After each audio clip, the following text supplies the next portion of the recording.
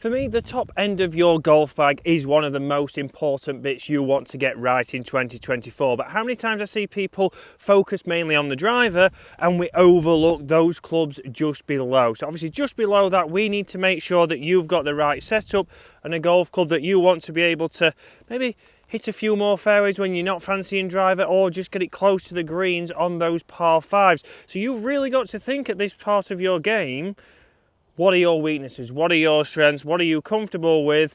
And what's going to help you hit shots like this over James Robinson and onto the fairway. Just like that. A fairway finder there, down the middle. But let's talk, what have you got in your bag? Now there'll be a lot of you conventional golfers who've played for a long time who think, well, obviously I just have what everybody has. I've got a 3-wood, I've got a 5-wood, and then obviously I go into my 4-iron or maybe into hybrids. And this is where you've got to think. There's obviously a lot more options out there now. Obviously a lot of mini drivers that you will also see in the bag there. But also there is now 2-woods, there's 4-woods, there's 7-woods. We know there's 9-woods, we know there's 11-woods. There's plenty of options at the top end of your bag to start getting you something that you feel confident with. If you're struggling with driver, which we all do at certain times in the year, then that's a perfect option, something that you can drop down to. You know you're going to find a fairway. And for me, obviously a 3-wood, very much like mid-handicap Dave on the channel. Maybe you like Dave and you don't have the clubhead speed to get the launch, so then realistically you're not going to benefit from having that 3-wood in your bag. It's never going to get enough spin to launch high enough.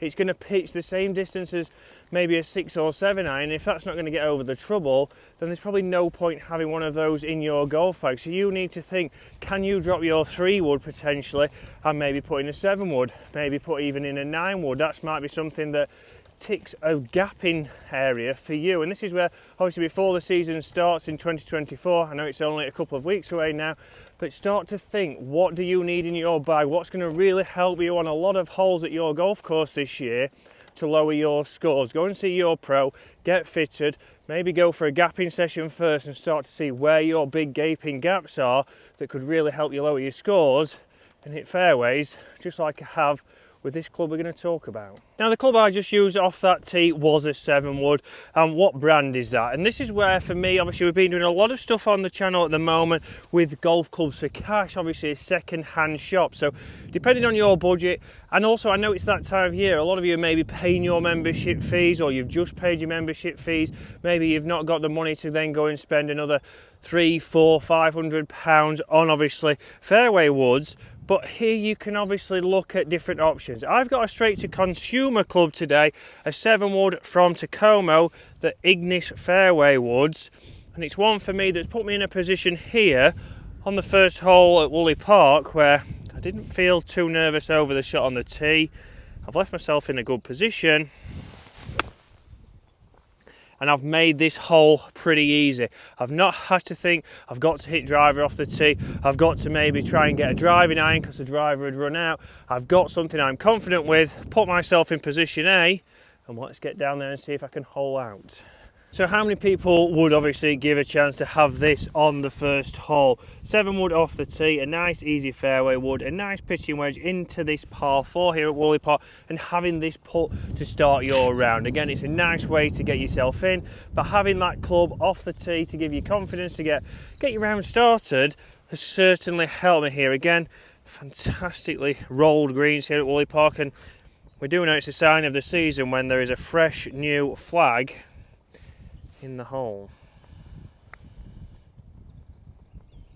Not bad, a very easy par. Let's talk more about this wood now, and let's talk about what kind of loft it has on it and what it could replace in your bag. Now if we talk a little bit of tech in this golf club, obviously as a 7-wood we have got adjustable weights at the back of this club head, just so we can play around with that ball flight. So again, if you want something to launch a little bit higher or a little bit lower, then you can do this with this Tacoma wood. Obviously we also have, like a lot of clubs these days, an adjustable sleeve, so we can change that lie angle, we can change the loft on here. And behind the golf ball, obviously, head size, it's not too big. It's not the biggest head I've seen in a fairway wood. It's also not the smallest, but obviously still fills me with confidence. And a lot of people think 7 woods, the reason why you maybe don't have one in the bag is because you think, 7 wood, that's for a more higher handicap golfer. Not the case here. Obviously, a lot of tour pros using this now, but a good size, obviously, needs to look good behind the golf ball and fill you with confidence.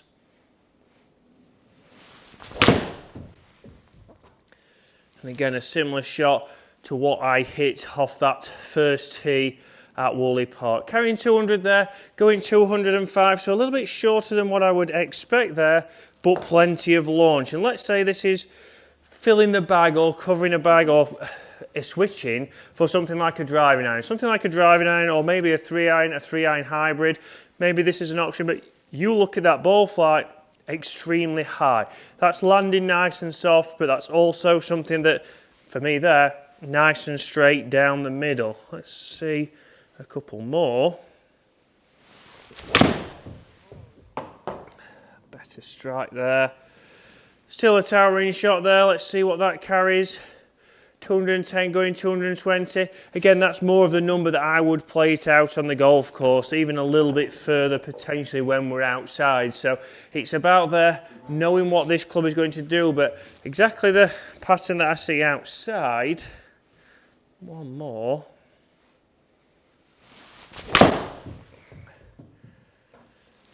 And that's straight down the middle. Better strike there. And there we go. That's what I look like to play it out on the golf course. Obviously first swings here, but 220 carry, going 230. 5,000 spin on that. So very interesting, obviously, spin-wise numbers. Let me see if I can hit another one just like that again. Great landing angle on there.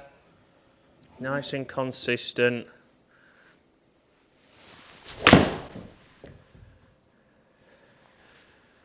And that's another one. Better shot here, obviously just finally warming up. 219 going 230. So the good strikes there, the consistent ones are getting out there. Obviously I did lose a little bit of distance when it was the first shots of the day or slightly misstruck, but that's probably not as much I'd lose from this club right here. We'll stick with Tacoma for this comparison. I've got the 3-iron 101U here. So again, graphite shaft. This is something that you might have in your bag if you think, I'm not a 7-wood guy, I like to look down at an iron behind the golf ball. Again, let's see, certainly a total different look behind the golf ball. And straight away there you see a total different ball flight when it comes to trajectory. Much lower there, exactly what I'm expecting to see from a driving iron, and this is where you've got to think, if you're somebody who hits the ball a little bit low, if you're using these clubs to try and get onto greens or try to hit it off the tee, yes, if you play links golf, could be a fantastic option. If you play Heathland courses, also could be something that's good to have in the bag when you're swinging it well, but it's a lot harder for me to get that ball launching high. There I've really tried. It's a higher ball flight, still obviously a little bit lower than the 7-wood.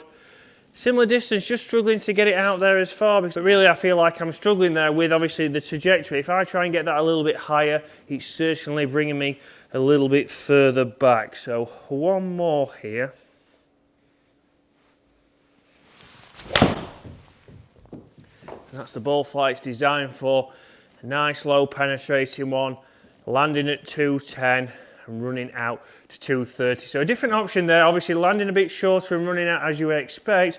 Obviously if you watch the channel guys, you'll see I use this club a lot when I've been playing links golf, and that's where you have to decide for your set at this end of your golf bag, what are you having in there? Obviously there's plenty of options out there. Don't overlook a 7-wood, it's not just for obviously your higher handicappers. Let's get back out on the golf course now and see where else you can use that from. So extremely interesting numbers inside there, but very much a good visual and a good point of this club is compared to that 3-iron. So obviously 21 degrees, but generating totally different launches. So you need to think about what kind of golf course are you playing. If you're somebody who plays a lot of links golf course or Heathland course, maybe you think a driving iron might be a little bit more beneficial to you. Or if you have a lot more shots like this on your golf course, that you're hitting longer shots in, and often you find yourself getting your 3-iron, either hybrid or even your driving iron out, and you can't get it to stay on the green, then this could be obviously a perfect option to switch in and out of your bag. And obviously budget wise, that is all dependent on yourself.